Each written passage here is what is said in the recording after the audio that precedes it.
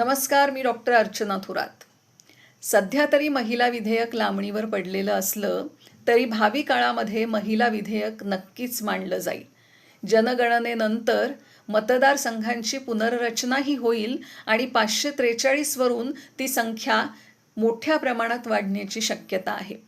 या वाढलेल्या संख्येनुसार 33% आरक्षण महिलांना दिलं जाईल.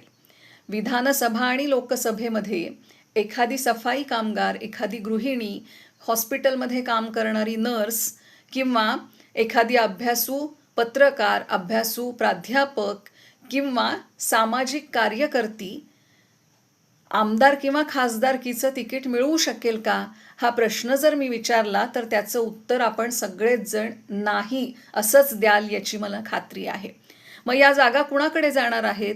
ज्यांच्या घरात आधीच आमदार आहेत, ज्यांच्या घरात आधीच खासदार म्हणून काम करणारे लोक होते आणि आहेत, अशाच व्यक्ती आपली बायको, मुलगी, सून, बहीण यांनाच आमदार आणि खासदारकीची तिकीटं देतील आणि आपल्या घरामध्येच या तिकिटांच्या माध्यमातून राजकीय सत्ता केंद्र खऱ्या अर्थाने एकवटण्यासाठी कारणीभूत ठरतील.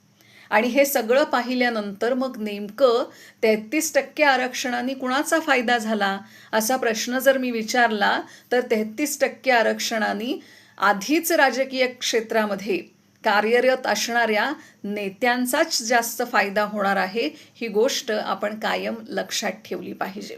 त्यामुळे महिला आरक्षण कुणासाठी फायद्याचं आहे हा विचार आपण केला पाहिजे आणि भावी काळामध्ये महिला उमेदवार निवडून देतानाही आपण विचार करणं गरजेचं आहे असं मला स्वतःला वाटतं. तुम्हाला काय वाटतं हे मला जरूर कळवा. नमस्कार.